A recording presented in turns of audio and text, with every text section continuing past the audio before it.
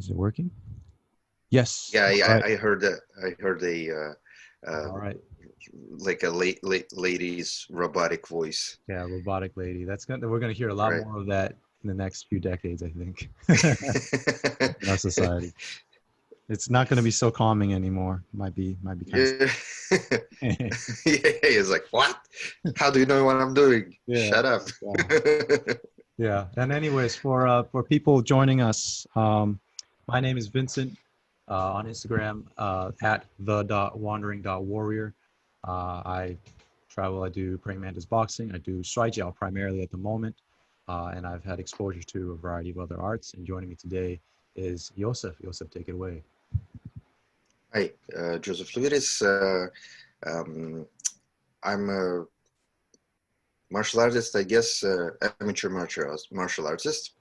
I did boxing, Thai boxing, and all kinds of other martial arts, and I do primarily like praying mantis, wushu, and the Shifu Prophet seal for the last like 10 years or so.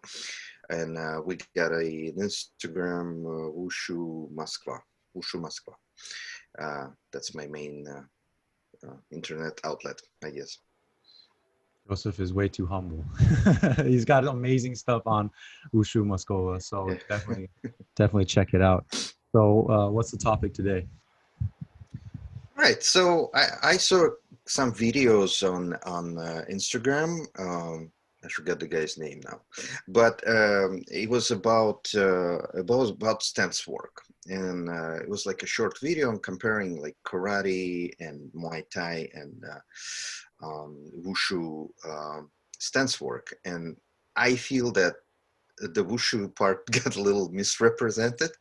Uh, and so that's why I had an idea that I wanted to talk about this more in detail, because I think there's a misunderstanding of what is a stance in martial arts and in wushu in particular, uh, and that might have to do with misunderstanding what wushu is in general, because I think the person representing was a sports wushu athlete. So she showed just some basic, stances without explaining how it would work, because probably she wouldn't know, and that's not her fault. It's just what she does. She does sports wushu, which is choreographed, fighting, and but there is a real fighting traditional wushu, and that's very, very applicable in combat. And so we want to do it justice by talking about it and explain what is the stance work in wushu comparing to other martial arts. And Mm. so my question would be like, what is a stance and what is stance work, in your opinion? Okay. So, I won't speak on the Mantis boxing portion because I understand, you're part of that as well. I think I'll bring what is between the two of our experiences, what is different between the two of us to the table. That would be Shuai Jiao. And in Shuai Jiao, we have two different practices that could be called stance work. And then there's a fighting stance concept, which is also stance, but that is a little less set in stone, so to speak. So for the Shuaijiao system, as far as Baoding Shuaijiao, Baoding is a city in China. It was one of the many cities that was famous for its wrestling in the Qing Dynasty. And I believe actually Baoding Shuaijiao has some link with Mantis, although I don't know the history very well. But in the Baoding Shuaijiao tradition, there are a set number of stances, 站桩, literally stand in a pose, uh, stances that work certain body mechanics or movement chains in your body. 摔跤站桩, static postures of 摔跤. This type of stance work is intended to strengthen your connection within your own body, your sense of balance, your core stability, as well as certain attributes. While they aren't throws per se, they do improve your ability to perform certain throws and takedowns. That is more of a conditioning or attribute building mindset. Then we have our 基本动作, basic movements, which are taking horse stances or bow stances and moving through them with different arm motions that entail different grips. That is also stance work, but now that we're moving into a very dynamic, transition heavy, transition emphasis to stance work. And then for fighting stance, traditionally, you see people, and you've probably seen this pose before, one hand a little high and out, one hand a little bit low, getting in a very low squat. You see this in, 1800s pugilism. You see this in some Southern Chinese martial arts. You see this obviously in Shuai Jiao. You see this in some Northern Chinese martial arts, this boom, getting low. And then having your lead hand a little bit withdrawn, your rear hand a little bit forward and ready to underhook, intercept, block something, or come forward, block something, and pop, punch or grab, right? That's not particularly unique, but I think old school Shuai Jiao was like that. Today, you see less of that. People stand up a little higher, a little lighter on their feet, um, a little quicker with the hands. And that is also a valid fighting stance. It may be a little more judo influenced, or it may just be that Shuai Jiao, like Mongolian wrestling, used to be one throw, win or loss. Later became 2 out of 3. Now there's a point system. And we got a point system, there's a little more forgiveness. You're probably more willing to be more light, nimble, and give up your balance a little bit more in favor of speed, right? In the old days, you would never do that because as soon as anything touches the ground other than your feet, you're out. That's it. And of course, in a combative setting, if you have to wrestle somebody and you don't have your weapon, you better not fall to the ground because you're probably getting hurt. So, in Shuai Jiao, there's 3 ideas of stance. They're called 3 different things, but in English, we would call it, all of them would be stances, stance work. And one is more conditioning focused, one is more coordination and transition focused, and one is actually your fighting stance that you try to engage and get grips with, right? And I think that is part of the confusion over stance work, is because there's 3 different things here that could all be called stance work. Right. Yeah. So how about Mantis boxing? Yeah, it's very very similar. There is what you would call a actual fighting stance, which is a also called a natural stance, right? Which is kind of your hands up or out like this or like that, and you're not standing too low or too high. It's like medium. You're well balanced, so to speak. And you're ready to move into any other stances. Now, the other stances would be the stances we train stationary, uh, and those are not exactly, they're not considered the fighting stance. You don't fight standing in that stance in particular. It's one of the frames that you move through. Like this one is good to set up a throw, like a mabu stance. Maybe you can do a side kick from it. If you're sideways to your opponent. The let's say gunbu, or we call it denshangbu, is looks more like a lounge, and this one's better for actually throwing punches and maybe some other throws, like some waist throws like that, and so the stances, the way we would train them, like stationary, are just singled out frames out of a series of movements. Like this is like you end up in this position when you're doing this or that. So yeah, but other than that, it is very similar to what you described. Exactly like that. It's this, originally I was told in Mantis, the stance training was originally just one stance, which is mabu.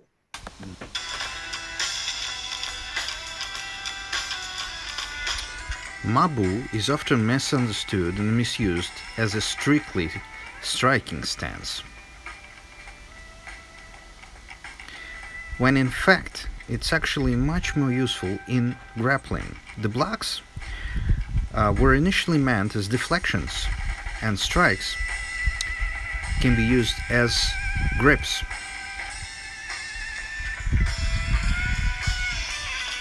Like singled out for sitting for a long time in that stance.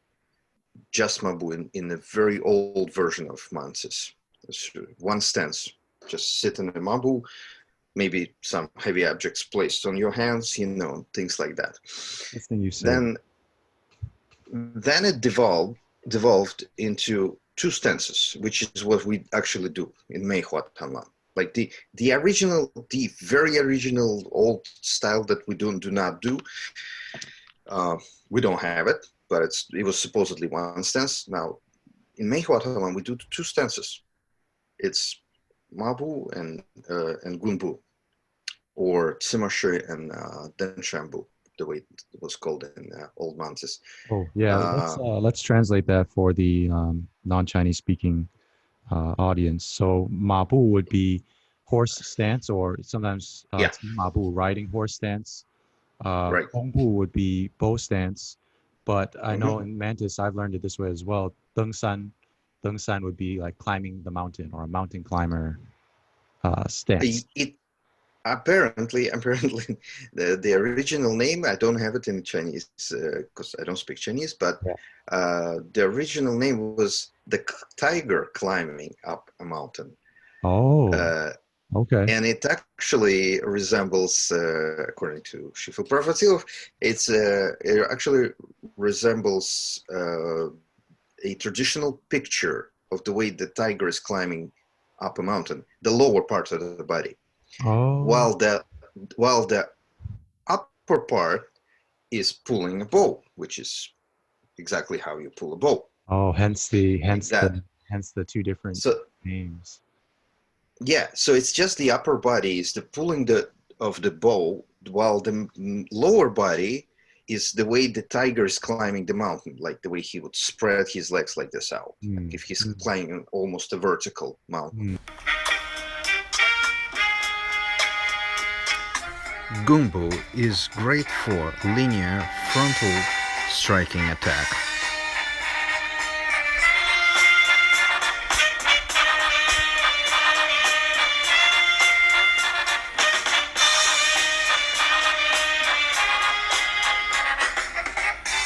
But it works really well in throwing.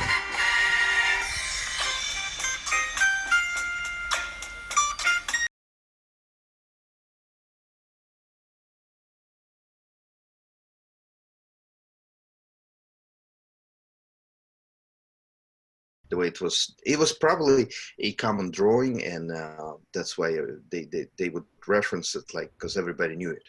Mm, It was like, you know, makes like the sense. tiger that's climbing the mountain. That Oh, makes sense. okay, I get it, which is like useless to me now. in in Moscow, you don't see that every day. Yeah, Anyway, so now we have to use other things like, oh, it moves like the swoosh of the Nike symbol or something, you know. that would be perfect. Yeah, Like that's exactly it. That's exactly it. yeah, Right. something everyone Uh, now knows today, you know. right. Yeah, Nike is good. Maybe we should change it. Anyway, um, so the way it was trained is you sit in that position, and you get hit on the body parts from different angles. You switch the stance, you get hit again, you get hit on a body, on a back. So whoever is hitting you, trying to move you, so destabilize you, and you're learning to stand really, really, you, you know, you're working your stabilizing muscle groups of muscles. Mm. One of the most challenging stances in wushu is suibo. Usually, it is used to deliver kicks, but it can be also very effective as a tripping technique. Which is surprise, surprise, this is what they do in the, like I've seen a George St. Pierre training video, and they literally made him stance in Mabu and Yeah. like pushing him around. Yeah. I'm like, I know this one. Yeah. Anyway, so then it evolved into like what everybody knows in most of the praying mantis styles later, which is Bashi Yes. eight stances. So they just decided to like expand it. I guess at some point they're like, well, let's train all of these as well in the same manner. And it's like this one's gonna be like for hooking the leg, this one's like more for entering a throw, so you end up with like 8 stances and sometimes even more. Yes. Um, Yes. That's actually so that was what I learned when I started Mantis is the pasu. Yeah. 8 stances. right, yeah, Yeah. which is a great set. I know it from a later version, from Mahan Sin's version, like Mehua Taititanlan. It's a nice set. I like to do it as well. Um, and I would say there's another aspect of it is the actual stance work, which is footwork, which is moving between the stances in different ways. And there's like a whole aspect of that, like several, like the way we would call it Lu, the roads, Road. of Yeah. training different movements. Like you move this way, you move that way, you sidestep, you jump, kind of moving forward. So it's like a bunch of those that we did a lot for connecting those in dynamic motion. Yeah. I think road, although Lu, road is the common nomenclature in Chinese Wushu.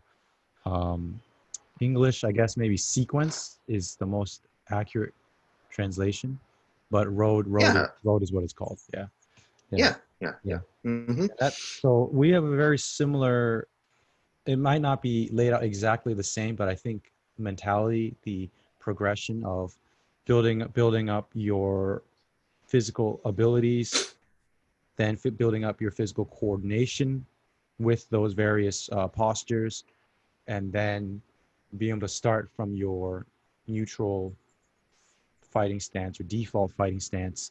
And as you do things, be able to transition through this sort of footwork and posture work, stance work, is that's the mentality that both these arts kind of pursue. Do you have experiences in the past with other arts where the mentality was very different towards stances? Yeah, absolutely. I would say there's arts where it's sort of similar, and arts where it's very different. Um, the similar ones would be like my first training, which is boxing, the way it was done in Soviet Union, that is, where you train very meticulously. You're like 5, 6, 7, 8 years old, right? You come in boxing gym. The way they train is you don't do any partner work, you don't do any sparring. There's no contact for like half a year to 1 year and a half, or sometimes 2 years, depending how old you are. If you're like 5 years old, it's going to be 2 to 3 years old without any contact, because it's considered it's too early. It could be damaging, right? So all you do is stance work, which is like they literally stand you up correctly, without moving, just stand correctly, and they correct every little thing in your stance, just like in wushu, like literally, except that there's like, well, it would be like the old wushu where it's just one stance. Yeah. So it's like one stance, or sometimes, for coordination, they would do right, the southpaw and orthodox, they would switch between left side, right side, just to teach you coordination, And then they start teaching you movements, like you step in this way, you step this far, like this is too far, and all kinds of additional exercises to help you move better, not just the jump rope, but lots of other exercises. And then they start teaching you to throw, punches to go with it, stationary, don't to go with that, and so on and so forth, right? Like when I came to States and I experienced a very different approach to boxing, even with little kids. They would just put on gloves and sometimes even spar right away, some gyms, some not, but anyway, it's more like they would stand kids up and they're like, well, here's how you throw the punch. I'm like, oh my God, they don't know how to stand. And they are very confused about their feet and stuff, but that's not paid attention to until much, much later.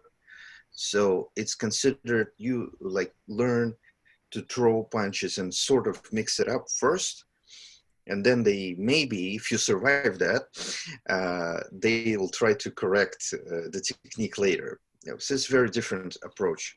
Yeah. In, let's say, like when I switched to Muay Thai, it was once again very different. First of all, the stance is different because it's much higher up than boxing. It's almost straight up. The balance is different, of course, because you have to defend against the kicks. You cannot stand that low. You're going to get your legs kicked out, which is what happened to me right away. The way they do it is they don't pay attention to stances. Like if you ask a regular, Muay Thai trainer about Stancework, he'll be like, he won't understand what the hell you're talking about. A lot of times it depends on their background, because like if they come from like Soviet school of boxing, they will devote their time to it. And there's a lot of good Muay Thai fighters that are from Belarus or Ukraine, and Moldova, and so the trainers that came from that school, they will devote some time to actual stance training. But like if you're talking about Thai guys, they usually don't understand what the hell you're talking about. They're like, what's stance work? You just stand. You stand so that you don't fall. Like kind of you stand straight up, and what matters is what you do after that, not the stance work. I mean, you stand. You stand in a comfortable position, which is like this. They show you the position, maybe. The way but it'll be literally one time. They'll explain to you how the weight is distributed, maybe in so many words, and push you around to show you that your stance is not good. So, so it's very different. I mean, there's like, then I've seen some like Western or like Greco-Roman stance training, for example, or freestyle wrestling training. They actually devote a lot of time to that, like standing and moving their feet really fast, switching stances, moving this way and that way. I've never done it, but I've seen it, and it's also like two, three positions, like straight up, one foot forward, the other foot forward, but it's like stance training, but it's just 2-3 stances, and a lot of it is doing it with like movement, just shuffling the feet I've fast. had a somewhat similar experience when I was training in judo, where it's not as involved as perhaps with other Asian wushu, but there is some like, okay, we're gonna stand low, we're gonna stand high, we're gonna stand low, we're gonna switch sides, Right. we're gonna do a stealing step this way, boom, we're gonna stealing step this way, boom, and then after we do that, and even in Brazilian Jiu-Jitsu, you'll see a big difference. Very traditional Brazilian Jiu-Jitsu schools. It's kind of funny calling it traditional, but I guess by now it's actually pretty well established, even if it's a new art in a way. But it's a 100-year-old tradition, at like this a lot, point, right? like yeah. I mean, if you look at some like wushu styles, like Wing Chun, you cannot trace it past, like, it's not even 100 years old if you trace it without like resorting to like the myth of the woman Ngumui. Not that old. Which actually, right, it's like maybe 100 years old, maybe not even. Maybe a little more than 100. Obviously, it comes from Yeah. earlier stuff, but Oh, Yeah. for sure. But But I mean, like Wing Chun, as like a what we call Wing known, yeah, Chun. as a known format. Yeah, Um, yeah. It's but maybe Brazilian Jiu-Jitsu, 1930s. Brazilian Jiu-Jitsu, I mean, some people will say, you've done some BJJ where, the positions are very important, right? The positional Hmm. control, mount, guard, half guard, different positions of side control. Some schools will drill those in you over and over, and your warm-ups will be different variations of those, or shrimping, or which are all transitions out of certain positions into other ones, right? And some will Sure. be 100% laser focused on that as both your warm up and the bulk of your practice. And then towards the end, they'll say, okay, well, here's an arm bar, here's this, here's that, position, position, position. But and this is actually in America as well. You'll start seeing a lot more schools that will um, take a little more of a free form approach where, they'll be like, okay, cool, this is side control. Just make sure you tuck the knee in this way, blah, blah, blah. Okay, but this is what I can do from here. All right, now you guys play with it. And obviously this has its pros and cons. Um, and some of this is cultural. Uh, but you do see the equivalent of stance work with especially more old school mentality, uh, Brazilian Jiu Jitsu, with being obsessive almost to focus to the point of almost obsessive with the details and nuances of getting each positional control down, right? And then the shrimping and the sweeping and the passing the guard, different transitions between these different positional control positions. And so that mentality is there at least for more old school jujitsu schools as well. Yeah. So, like, the question, I get asked a lot of time, and I see people ask of traditional wushu, why is there so many stances? Like, why do you need so many stances? Uh, yeah. So, what's your take on that? How do you answer that? Okay. Um, that's interesting. So it's interesting that you said that in the beginning it was mapu, horse stance, because in Shuai Jiao we have a saying uh, that the horse stance, mapu, is the mother of all throws and the mother of all stances. Mm. This is an interesting thing. And of course, most Mongolians who wrestle, which is most Mongolian men, they don't train horse stance. They ride a horse, and that develops your balance, your core stability, your legs, your core, your arms. You have to do things with your arms, pull animals, pick up things, whatever, right?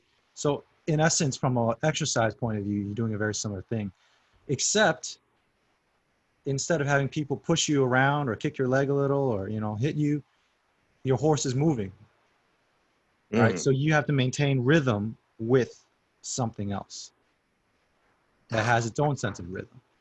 So either through that method or, I don't know, doing horse stance on a boat, or sitting on solid ground but having people push you and test you, either way, this same fundamental concept is being enacted.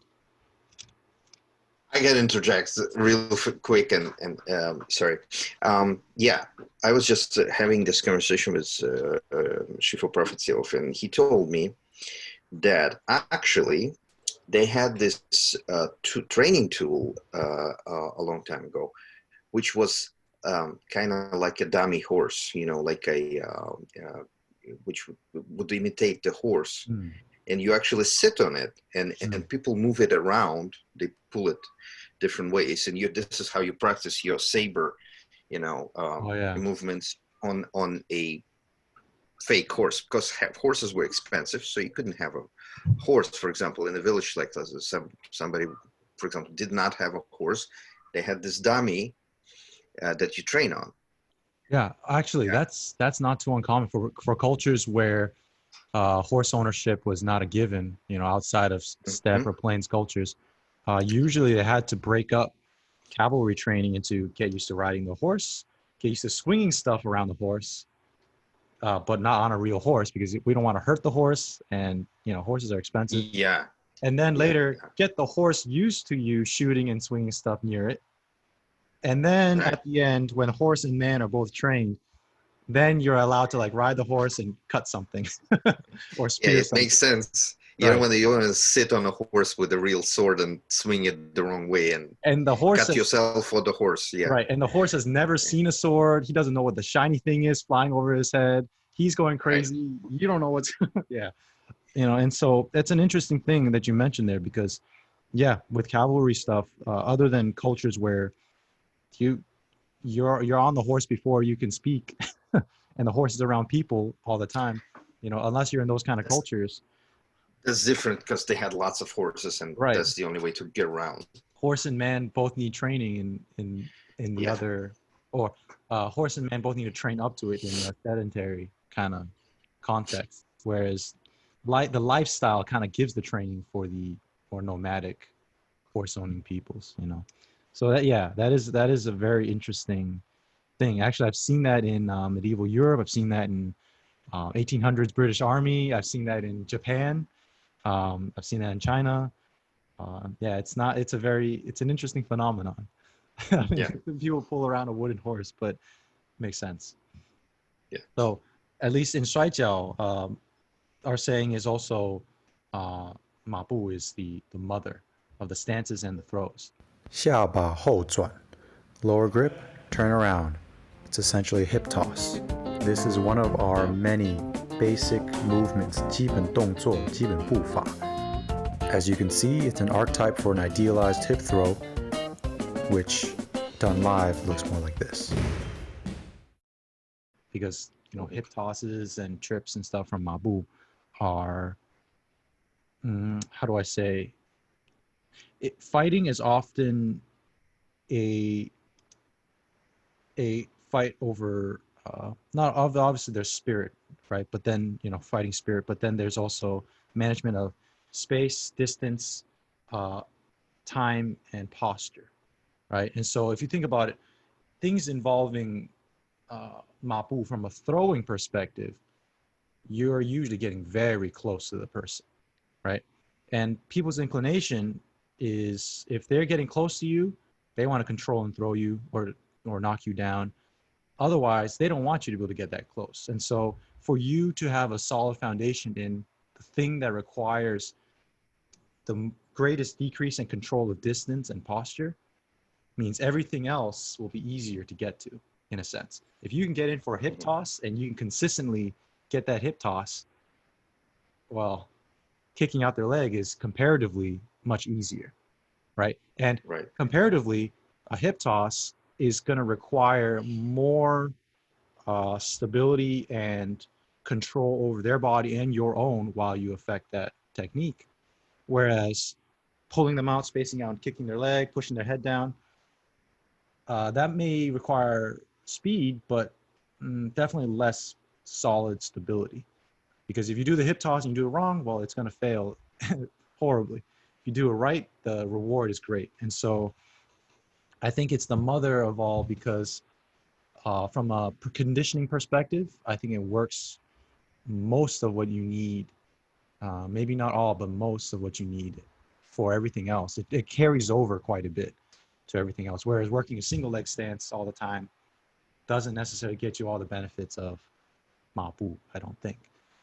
That, and from a technical perspective, if you can get Ma Bu techniques down, everything else is comparatively a bit easier. That's the mentality in Shuai Jiao, at least. So I think it was funny you mentioned like, oh, Mantis originally horse stance, and I'm like, oh, that lines up exactly with Shuai Jiao. And of course, for Mongolians, riding the horse is the first and most essential workout for them, Right. right? For Yeah. even for ones who don't do any weight training, they still ride horses, and so that's an interesting thing. Yeah. So as far as why are there so many stances? Yeah, there are actually quite a lot in Shuai Jiao. I think there's like, what was it 12? 12 conditioning stances and 26 movement stances. That's a lot. Yeah, it is odd. uh, that's actually kind of a weird place where, in some ways Shuai Jiao is more streamlined than some other arts, but when it comes to the stance work, it's not. And I think for a very important reason. In some ways, throwing is more physically complicated than than than striking. In some ways, I think it's because you need to be able to issue force in multiple directions. 前进环走 forward encircling elbow, which serves as a headlock.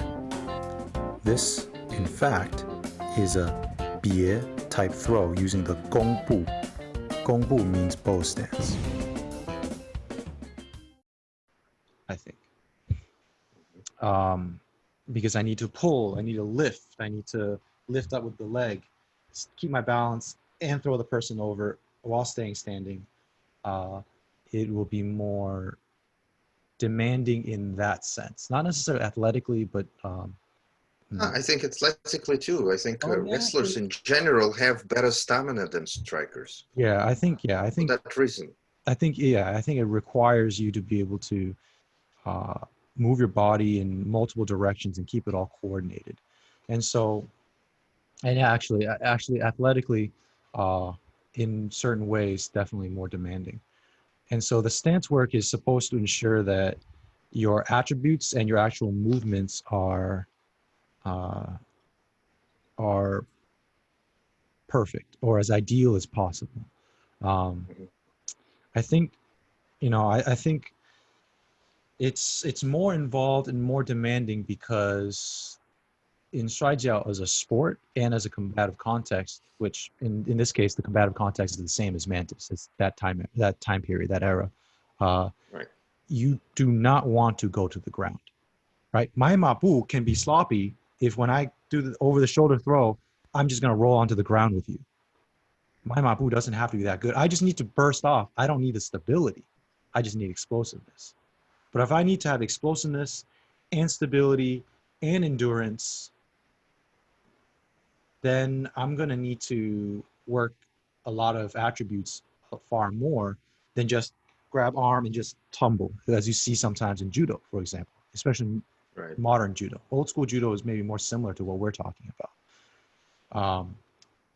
So I think, and this is what I've been told, that Shuai Jiao has so many stances and moving stances, as we might call them in English, because you want to get each variation of the movements or each portion of your body or each power chain to be as solid as possible. The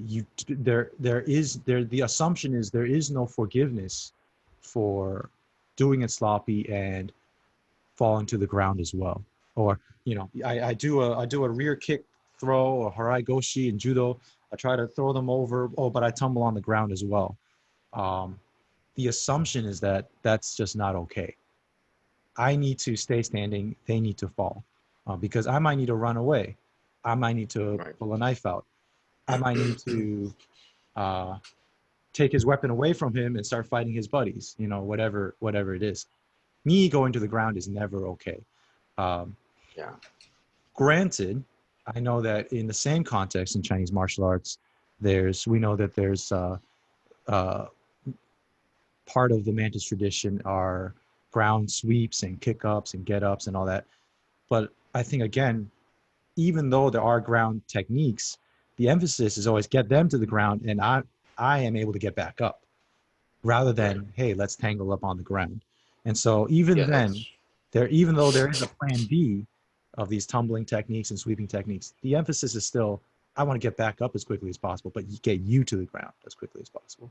Right. Yeah. So I think that's part of the context is, there isn't any forgiveness for going to the ground. And so if time permitting, ideally outside of horse stance and then maybe bow stance, which for us is also the most important ones, then it's like, okay, let's work on these other ones more and more so that our technique is as ideal as possible. When that moment comes to use that technique, our attributes are in place, our body mechanics are in place.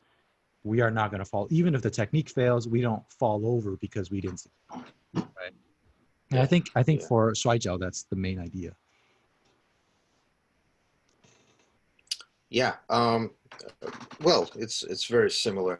I just might want to add that I think the variety of stances reflects that there's just more aspects to traditional wushu than it is to, let's say, boxing, which is very obvious. Boxing is a striking art, and it's striking above the waist level only, That's true. Yeah. and not you're not striking the back of the head or anything like that as well. So it's frontal striking like this, like just the front frame. Right. So that means you don't need some of the footwork that we have.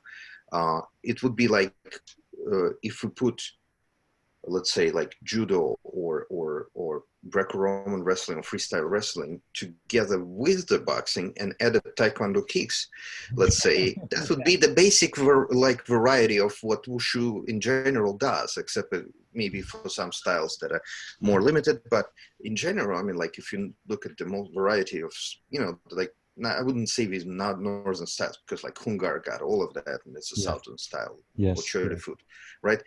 So I would say it reflects the variety of things that we do, because we do wrestle, we clinch, we knee, we elbow, we kick, we strike, we throw, we grapple, and even go to the ground, which is absolutely not a favorite thing to do, at least in Mantis, which is why, I think that's why they place those techniques at the very, very end. It's like, It's like, well, if nothing works, and if you absolutely have to, here's a couple of techniques you can do on the ground. Like that's the approach. It's like you don't want to go there. So I think it reflects just a variety of things. There's a reason why Taekwondo fighters don't go that low, because there's no need Right. to. There's no grappling. Grappling is not there. Well, at least in sport taekwondo, I think in army they have it. There's almost no punching. I wouldn't call it punching in modern, what they have in modern taekwondo, at least. Right.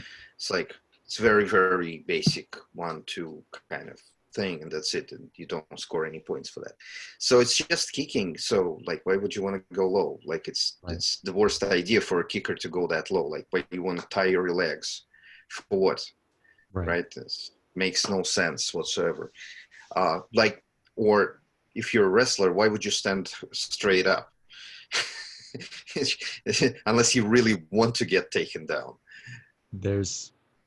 Unless, of course, you do modern judo, where you're not allowed to do leg grabs. And being nimble is more important than being rooted. Right. Sure. But that's a rule change. Just like Taekwondo versus, say, Japanese karate versus Okinawan karate, they've definitely gotten higher and flightier. Yeah. Absolutely. That's a good point. Because wushu is like MMA for village to village combat. It's not a refined skill in one particular aspect of fighting, like say kendo or boxing or Muay Thai to a lesser extent, because it does combine more attributes and skills. But even there, for example, they have sweeping, but they don't have throws in the same way. And so you don't need to squat down low like in many styles of wrestling, because you're not going to get taken down the same kind of way. There's just certain limited kinds, and staying light on your feet tends to work better for those. Sure. Comparatively. So yeah, that's a great point. We're trying to do a lot more, and yet, given that the horse stance and the bow stance, which incidentally, a sort of squat or a kettlebell lifting or a barbell type squat and lunges are still some of the essential workouts for almost any kind of exercise regimen, whether it's like the Qing Dynasty um, exercise workouts that you guys are doing, or Soviet kettlebell work, or American barbell work. Like these basic foundational movement patterns and postures are part of just what makes humans strong, Yeah. and athletic. Yeah. So yeah, there's Sure. that. So, like, my question would be, what is a benefit of training stances? Not just, let's say, for wushu. What do you think? Do you think would be beneficial for today's martial artists, for like, MMA or whatever, combat arts, to actually isolate and train stances more? Mm, The sort of the traditional way, or right. similar. That's an interesting question. I think part of why, yeah, have you noticed how in, say, sambo competitions or Shuai Jiao competitions, or these very specific martial arts competitions, people, boxing even, actually especially boxing, people move cleaner than Hmm. most of your MMA practitioners, right? Unless, of Yeah. course, these MMA guys, like say Khabib Nurmagomedov or others, come from a very strong background in a particular thing, and they jump over. Then Yeah. they've done all that work already. So that's a little bit different. Or Ronda Rousey, et cetera, et cetera. But people who come from a much more generalized and free form training, it's not that their reaction times are bad. It's not that they're not athletic, but sometimes their technique is not as clean and as nuanced. Maybe their positions of control aren't quite as good. Maybe they're in and out, uh, and their timing of their strike with the way their foot lands and things like that is just not as dialed in. If you know Yeah. what I'm True. saying. And so sometimes you Yeah. see MMA fighters. They're reacting to a moment. They see it. They felt this in training multiple times. They're about to fire that shot, and even if it's a big guy, even if it's a big swing with the arms, it's not doing the kind of damage you'd expect sometimes. Maybe it's not landing with the foot right. Maybe it's not moving with the hip right. And I think what the old school mentality towards training, I don't want to just say Asian, because this seems to be kind of more old school in general, although heavily influenced in Asia, including Russia, is if you dial in these nuances and these details and these power chains and these movements to the point where they are they are how you move. You move as ideally as possible. Then that's a benchmark of confidence and consistency. If all I know is how to punch extremely powerfully with the right coordination, with the right landing of the foot, right? Then when I do go for that opportunity, it will hurt them if it lands. Right? That's the mentality, right? Yeah. Uh, Hmm. that's I think that's why a lot of times you see far cleaner stuff coming from other combat sports, or other fighting, because they they have worked in those movements and those power chains and those nuances to such a higher degree oftentimes. um, and so I think the benefit here is, people say, oh wow, Khabib is just so strong and so dominant, and he's got everything accounted for, and he's got every little thing controlled, when he wrestles people and takes them to the ground, and ties up their legs with his one leg and this and that. Some of that is, of course, repetitive experience, but some of it is every time he's in a position of control. We can call that a stance or a posture or a position. He is dialing in every single little nuance, making sure every single thing is in place, is correct. And if you know, and you've seen his fights where once he gets someone to the ground, he's not rushing for the knee on belly to just beat them up. he always gets some form of control and ensures that he has dominance over that position. In that sense, it's very jujitsu-esque as far as mindset, old school jujitsu, right? Uh, but he does it, and he gets every little nuance. You see, sometimes he will tuck both of their legs under one in one of his legs and clamp it. But then if they start moving, instead of just raining punches and I got to KO them fast, he will control them, and you'll see his butt and his foot adjust, move to maintain his position. That's more important. He knows if he has that, he can do this all day. He can crank, he can choke, whatever. So I think how it can benefit a lot of, say, modern MMA athletes, combat athletes, is if you want to dial in your game, especially your strengths, to have that kind of cleanness and consistency, and be able to have confidence that every time you move, you will, if it lands, it has that result, is with this sort of old school mentality towards stance and body mechanics.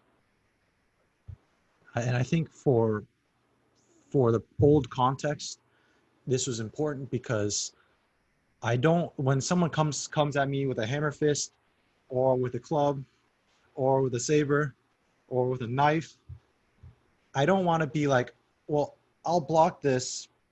Sometimes it works, sometimes it doesn't. No, there's no sometimes it does, sometimes it doesn't. If I block it, it will work.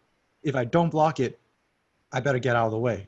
And that's that, right? I think our martial ancestors want to reduce the variables down to what they can deal with, instead of, oh, well, maybe this will work. Maybe it won't. If it doesn't work, no. There's no allowance for that, because you'll die. And so I think the legacy of that is these more focused combat sports, usually from more traditional martial arts, including boxing, very traditional, 400 plus years.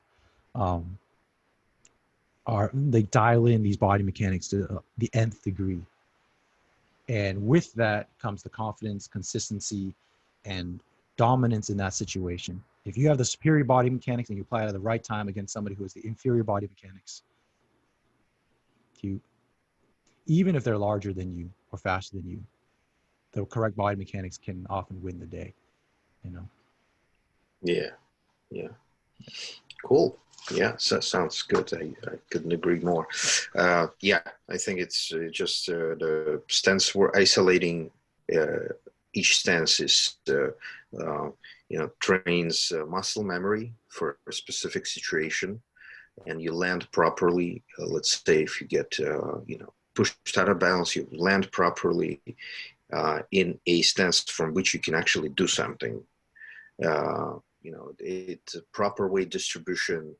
So at the very least, you get less trauma. Yes. And you get also, injured less.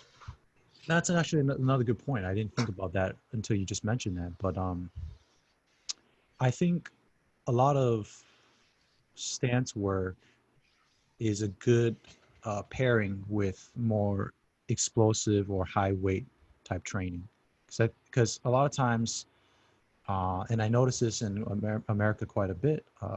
People will hit the gym, they'll hit weights, they'll get strong, but they haven't done the lower intensity body work that helps build up the connections. So their muscles are strong, but their ligaments haven't necessarily caught up. Their tendons haven't necessarily caught up. Their joints haven't necessarily caught up. And there might, even if they have strong muscles, they might not have worked certain movement patterns enough. And so you still end up getting injuries even though you're strong, because you're not, I guess, uniformly strong. And stance work definitely helps in connecting your body, your fascia, your muscles, your tendons, your ligaments, and all that, in a way that's not high impact, in a way that's not high stress, and so I think actually that's a very good point. I think long term, I don't have the my own anecdotal experience in the sense of long term, because I'm 31. I'm not like 71 and still practicing. I can report back in 40 years. But so far, in my experience, making sure I do stance work keeps my joints healthy. In my experience, Yeah. it seems to help quite a bit. And Yeah, I not doing agree. it Yeah. definitely doesn't feel as good. Yeah, one of the biggest complaints I got was like one of my students who does skateboarding. He's like 18 now, and he started when he was like 12. And I mean, not skateboarding, martial arts, but he skateboards throughout. You know, he does a lot of skateboarding. So he told me like a couple of years ago that he fell off his skateboard really in a really bad way, like tumbling and everything. But he landed in like a horse stance. Eventually, it's like he didn't break anything. He was like, "Wow, it works." Yeah, I think in a way, stance work is. I feel maybe it's kind of almost like the sedentary person's uh, way of getting what people would if they worked on a boat all day, if they rode a horse all day, if they had to squat and carry loads from a farm or lumber all day and get into the same position, but actively move in them. Stance work is how we do that, how we get the benefits of that, but also geared towards a martial context. Um, Without some of the problems with that, which is, I guess, you ride a horse and you fall off, you're going to be hurt. Um, Genghis Khan died that way, Right. ironically, but it happens. Mm-hmm. If you're lifting a log and you screw it up, falls, lands on your foot, well, there's your foot, right? And if you're out in the sun all day fishing and farming, that does, of course, take a toll on your body over time, right? We get to try to work towards the benefits, towards a fighting context, without some of the occasional risks. But I think it's sort of our way of getting that kind of benefit, and maybe even more, and without some of the drawbacks. Sure. Yeah. So, like the last question I would have is, what are the ways to improve your stances? How do you train them? Mm. I think, I think you would agree with me on this one. Definitely, first off, finding a good teacher. Um, I think, I think no matter what, having a teacher who can communicate the nuances to you and the why is very, very important. Because if you're just told, and this is our perspective, of course, I know other people might disagree, but if you're just told, oh yeah, just stand and taking punches, oh just go into this, just do this, yeah, just do this, throw. Um, I think that's a great way to weed out people who don't have as much heart or don't have as much talent. But the purpose of a system is to bring the majority of people who go through it to the other end, right? And no matter how good your system is, boxing is a great system for fist fighting above the waist level. But if your coach isn't good, he can't really give you all the details, Yeah. unfortunately. Even if he's a good For fighter, sure. if he doesn't understand what makes him a good fighter, that that's that can be a problem from a teaching perspective. So I think a good coach is important. And nowadays, it's very easy to get a mirror or a cell phone and record yourself or watch yourself if you're doing it solo. Um, and I think, then this is my personal opinion, I think it might not be important to be able to throw people down or KO them within the first year of your training. But if you get the opportunity to uh, see to feel it done to you and to do it to somebody else a couple times, that context will inform your stance training while you're doing it. And then maybe maybe a few months later, you try to do it, you can do it better. Because maybe before you didn't have the hip flexibility or you didn't have the solidness of the core or whatever, but you're like, oh, okay, I get what it's supposed to be. Now when I practice, I can hold that aftertaste in my head, you know? Um, and so I think to break it down, a good guide, a good coach, a good sifu, uh, some way of assessing yourself, whether obviously, I mean, we'd love to always have our sifu with us to be able to comment on us, but in lieu of that, video recording or a mirror, and then to be able to check in with the end result once in a while and say, okay, is this improving my ability to do this movement? Maybe it's not, I'm not yet in the part of my training where I want to be overheading people or kicking people in the head or setting up for a knockout or whatever. But am I moving through these with better body mechanics? Oh, okay. This after 3 months of this training, I am objectively doing better. Great, keep going. Oh, something's still off. Let me adjust something with my stance training, right? Um, and then I think the last thing is just to never stop. I fall into this trap too when I was younger and a little less experienced and a little less wise is, oh, now we're doing partner drills. Now we're sparring. I don't need to do stance training.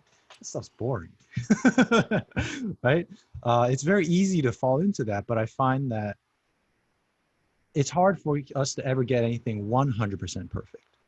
So even if you got your stances to like 99% perfect, later something might come up that you're failing at. Something just doesn't work right. And maybe it's because that 1% you didn't get right early on, you didn't quite catch because the pressure wasn't there. Now you're like, oh, I should go back and fix that nuance in the way I do my stance or transition or drill, because that what I'm failing at now is what I did not do properly in the beginning. So if I stop doing stance work, oh, now I got to restart. But if it's a continual process of continual refinement, it will continue to benefit your training. And hopefully you don't hit plateaus. Hopefully you just have a gradual climb in progress. All right. Because normally I find when I hit plateaus is because something more fundamental was not 100% properly trained. Yeah, yeah. And maybe I didn't know, but now I do. And so I should never stop working the fundamentals, because the fundamentals are the foundation for everything else. So I'd say, yeah, 100%. guidance, some way of validating, am I doing it right? Knowing what the end result should be so that I can kind of guide myself towards that, and then never stop. Never stop. That stopping at one point, stopping was probably the worst thing I did for my martial arts. Yeah. It always is. Yeah. And I don't know anybody who hasn't done it though. Yeah. I literally don't know anybody. I stopped several times, and it was always very destructive, for my health and everything. So I would add on to that is that what I would say is a bad idea to do with the stances, which would feed back into what you're saying a little bit about finding a right shifu or sensei or whoever one actually understands what this particular stance is for. Because, for example, I would say that standing in a mabu and throwing straight punches is probably one of the worst ways to spend your time, or doing blocks in this position. I wouldn't say it's completely useless. I understand why it's done, because while you're standing, so you don't get bored, you throw punches, right? Or you do blocks. Or maybe you treat it as a grab and pull more than a punch, which would make sense. Yeah. But in real fighting, and that's a lot of times, like, people ask that question, that's like, this is stupid. Why are you standing straight up like this and throwing punches? And it is stupid. Like, if you think about it, it's a way to train the stance so that you don't get bored. It's really good for kids, maybe, and maybe if you consider this a grab, yeah, okay, that this could work. Yeah. But and I would say, have you seen a wrestler stand in this stance and tuck in their tailbone? No, because you're gonna get smashed. Somebody's gonna plow right through you in this Yeah. stance, right? So you Yeah. stand a little forward like this. Yeah. You reach towards, and this is how it's done in praying mantis. Yeah. You don't stand with like your tailbone tucked in. You stand leaning forward because it's a wrestling stance if you're facing forward. Yeah, and you don't ride a horse tucking your butt in and you'll No, hurt that's yourself. that's You break your just back. physically impossible. You're gonna break your tailbone. That's Yeah. just this is gonna be corrected in like 1 second. Oh, yeah. Once you're in a horse, you're just not gonna be able to do anything else other than sit like this, crouching forward, Yeah. right? However, like, okay, there is a good way to throw punches from that, which is sideways. Like when Yes. you're leaning sideways, or you're doing a side kick, or you're doing, whatever it is, but this way, which makes sense. Mm. Which is the way it done in some versions of Bashi. Yes. That's what I learned too. Yeah. Like when you sit like this, Yep. like that way. Yeah, exactly. Right. Or, and so on and so forth. So it's like, first thing is to understand what it's for, and you need somebody to actually correctly explain why you're doing this. Like, why are you sitting in this stance? What is it for? Oh, it's for wrestling. So then you don't tuck in your tailbone, because it makes no sense. Like Right. that tucking in came from whatever it came from, probably from Negun practices, and they just somehow got fused together. Like, it has nothing to do with it. Anyway, Yeah. so like that would be one thing, is to understand what it's for, and train it accordingly. Yeah, that's all I got to say. That is huge. Yeah. And I think that's the toughest part, because to me, I think if your teacher's good, you have your own motivation for checking yourself, you get the chance to try things out, you never stop doing it, you keep refining it. That is all great. But like you said, if in the starting point you don't get good education when it comes to this, because starting out, people, they themselves aren't educated on this, so it's very hard for them to be able to discern what is the proper education on this, right? And especially if they haven't Yeah. had other martial arts experiences and been able to see what works, what doesn't, this and that, it's very difficult. And if they have, they've already kind of had to go through it, whether there were mistakes made in teaching, whether there weren't, they had to go through it already, right? So I think that's the most difficult part. And I think in some ways, you can say sparring, there's not enough sparring in traditional martial arts. Depending on the school, that may or may not be accurate. You can say there aren't enough competitions. Depending on the martial art, yeah, sometimes there aren't enough competitions to keep that Sure. skill level as pressurized and high level. But I think sometimes it's just a disconnect between the teacher and the context and the biomechanics and the nuances in the basics. I've definitely seen a wide variety, say just in Mantis, a wide variety in explanations for what these things are. The stances are the same, but the level to which they can explain the nuances is definitely different. And the same in Shuai Jiao. Like there's some coaches here who the nuances of what they're doing are a bit off. And in my own personal experiences, if they apply those same body mechanics to their throws, they might meet like a 60-70% chance of success rather than like a 90-95% chance of success, just because of certain angles and things that they're drilling into themselves and their students that I don't want to say is 100% wrong, but I can say is not ideal, right? It's not, It works for like, yeah.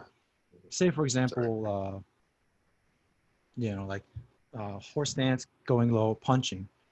Um, that in and of itself is not wrong, but if you're missing some of those nuances, you might be sacrificing some of your power, you might be sacrificing some of your stability, and all that will result in that punch not being quite as effective as you'd like it to be. Um, and this is no matter you come from a boxing tradition or Tang Chuan or whatever, right? It's you need to get those nuances down so you can really issue power from that position. Otherwise, you're bleeding some off just trying to stand, just trying to stay standing, right? So, Yeah. yeah, I think that is the toughest part, really. And I think the only thing people like me and you can do, people who are very system minded, very foundation minded, very nuanced because of our education, our experiences, is to just put out material for people to see so then they can compare, you know, they can see, oh, well, they do it this way, and this teacher only said two things about it. You know, I can't say if their teacher that they're going to is good, bad, or otherwise, but, at least it gives them some frame of reference, right? That's the hope, anyways. Yeah. Yeah. So, in conclusion, I would like to say that I think, we would agree on that we would like to see other people in this conversation, Yeah. and maybe do another one with representative of other Chinese or non-Chinese or non-traditional or traditional martial arts, and talk more about it, and maybe they can share their perspective, and we can do like part two with other participants as well, Absolutely. which is like somebody said, that purpose of life is to find your what you're good at, and share it Yeah. with other people. Otherwise, it's useless. Right. Right. So so we need more people, and let's share this stuff. Let's Yeah. talk No, about it. I absolutely agree. Maybe there's a point to tucking in your tailbone. I don't know, that we don't know about. Right. So maybe they're you can throw a fireball or something. If there is, I want to know about it. Right. You know, Yeah. if there is, I Yeah. want to know about it. You know that. I mean, I'm maybe it works in the specific scenario. Yeah. Why not? Yeah. Yeah. Well, let's talk about it. Sounds good. I'd like to hear other opinions. Absolutely. Absolutely. And given that me and you have much more similar experiences, and Hmm. at least when it comes to Mantis, we have this big overlap in understanding and background. Definitely, if we have a silat guy, a karate guy, karateka, whatever, baji chuan, xingyi chuan, whatever, that'd be very interesting. Crane, hungar Right. would be really cool. Yeah. Let's talk, because otherwise it's just talking to yourself, sort of. Preaching to the Right. choir. Yeah. Right. Yeah. All right. Sounds good. Sounds good. I think this will conclude our conversation about stance work, its importance, what it can bring to anyone doing martial arts and athletic pursuits, and uh, where the vulnerability is, which is that you really need to have a teacher or teachers who can guide you through and all the nuances. Um, and just an open invite to people who are interested in joining in on this conversation. We would love to have a part 2, 3, 4, whatever. This is good stuff. All right, Sure. I'll be ending this now. Thank you everybody for joining us.